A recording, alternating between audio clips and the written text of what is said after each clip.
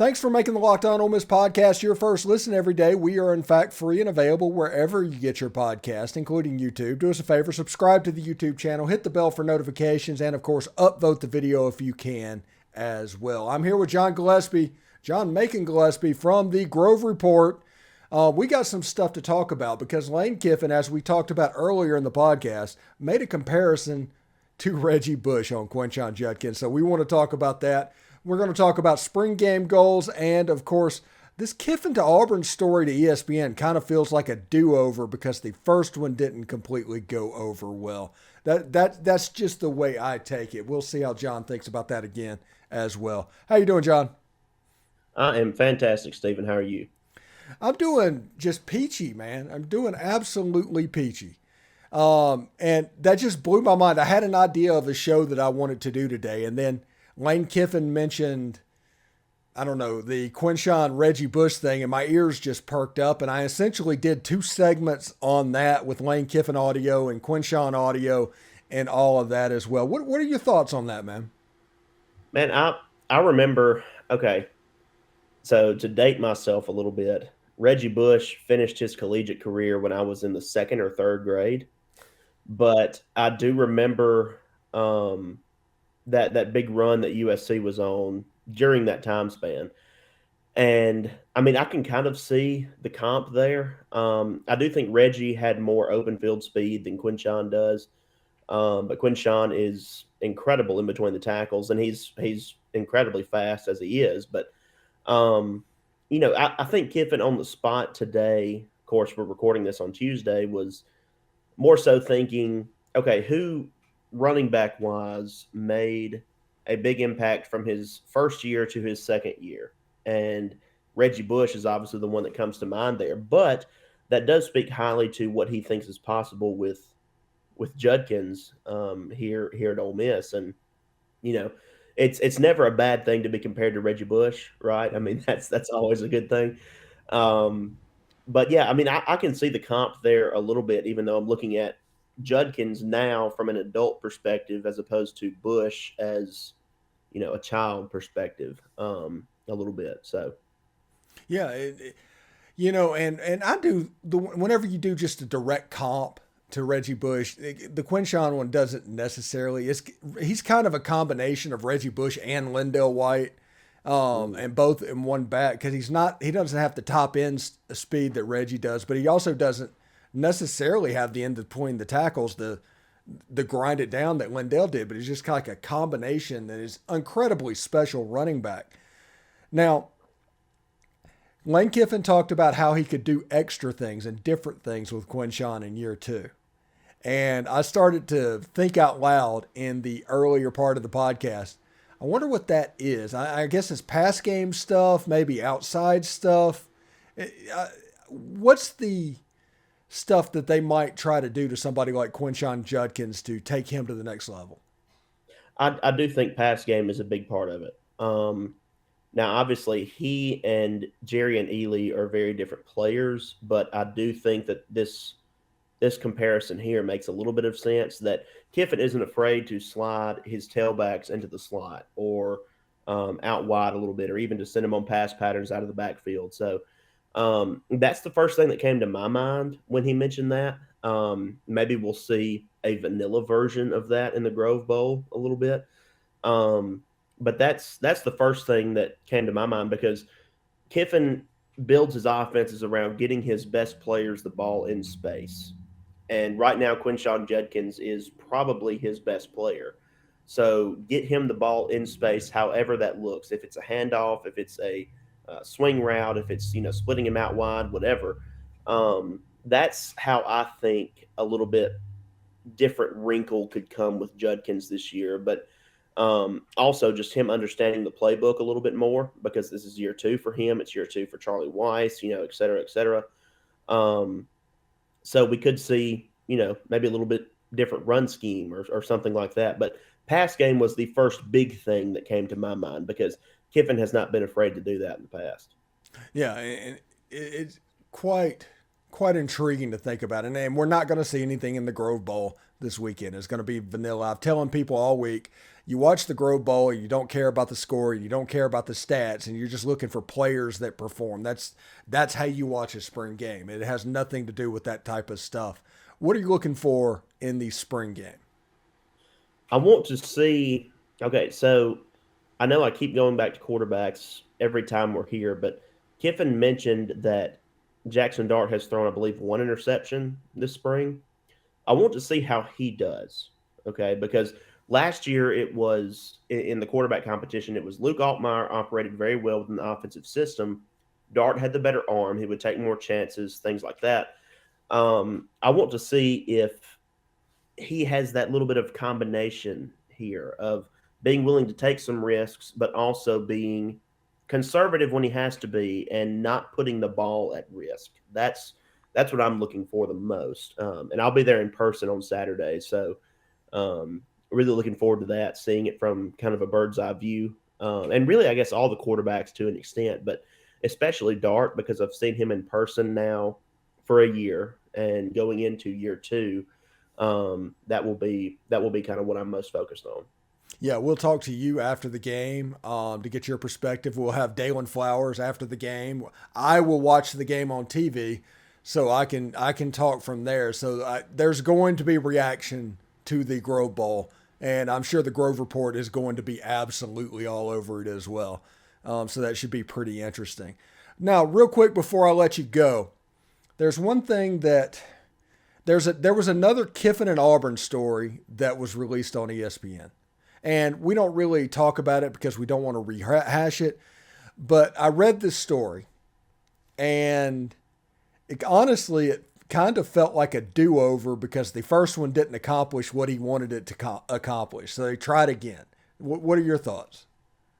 Well, I think this one provided a little more in-depth perspective to the whole situation. Now, I'll say it like this, that if Kiffin had decided to go to Auburn, the message would be very different. Okay. So I do think that this is putting out a particular message that, hey, I'm invested in Ole Miss. This is from Kiffin's perspective. Hey, I'm invested in Ole Miss.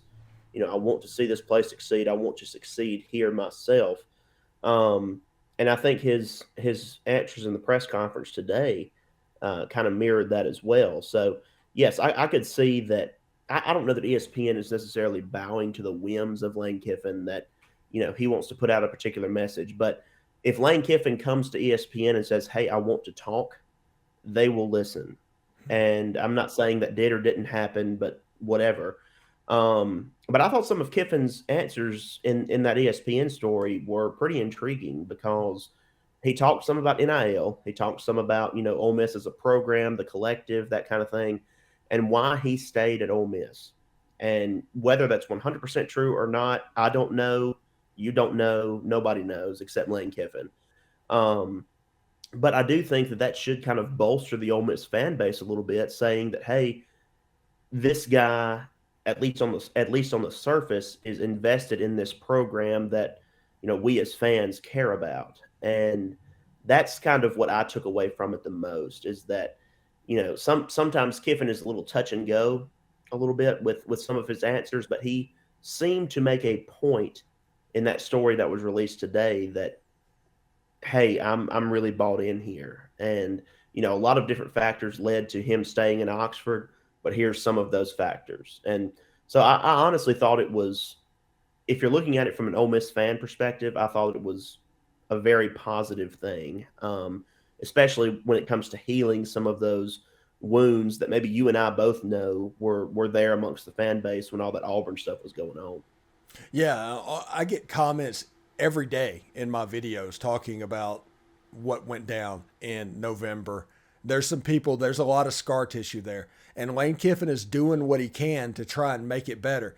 We talked about during the offseason after it happened, he was going to have to kiss babies and shake hands and go do the Rebel road trip. And this is just another way to do that, to put it out nationally and what happens. And what that does, and this is a ancillary benefit that actually helps Lane Kiffin's job, and it also helps the fan base's perception of what happened.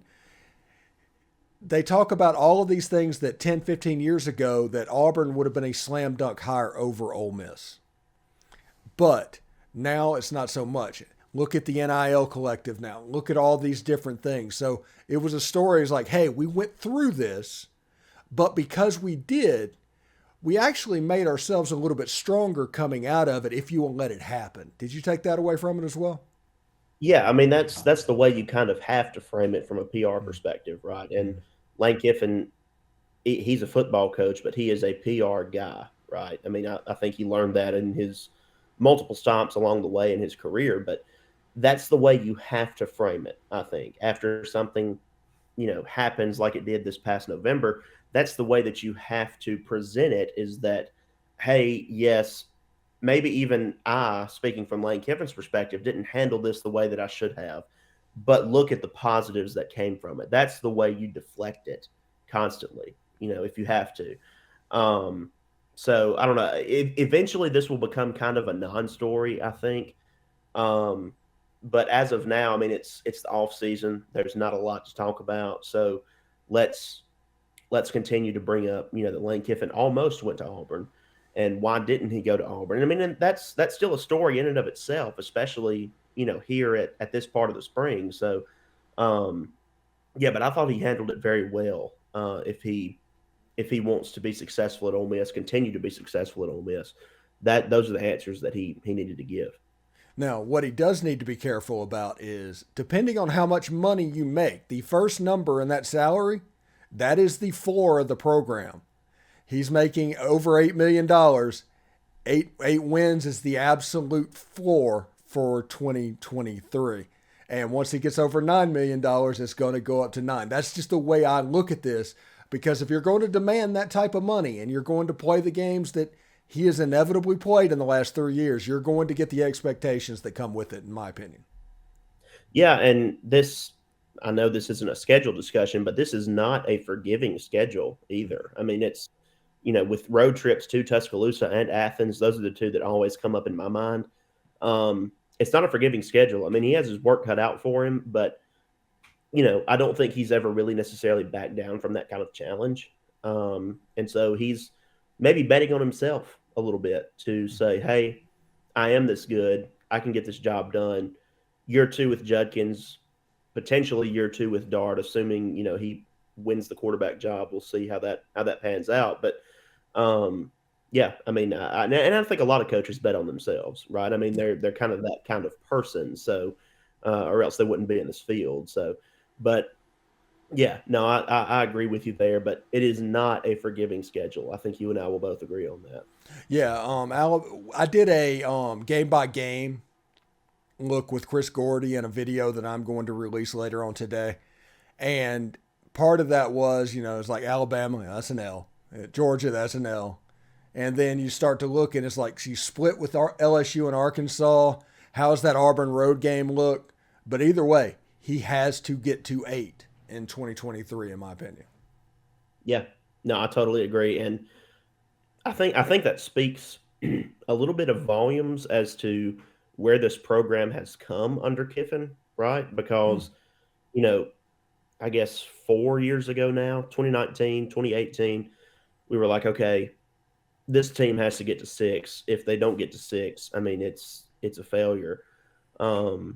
And more times than not in those 3 or 4 year span, they didn't get to 6. So I think that really speaks about where the expectations of the program have gone since he's been here, and what people anticipate, what they expect from a Lane Kiffin led program. So I don't know. We'll see how it all plays out, but it'll definitely be interesting to see. Yeah, and I'd say 8 wins like just gnashing your teeth. Well, you're not anything below that. All of a sudden, you release the hounds. But honestly, 9 wins should be expected for this team. Even with this schedule, 9 wins should be expected.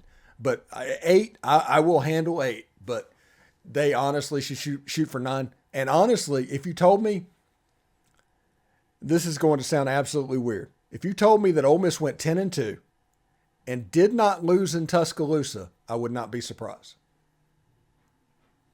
Okay.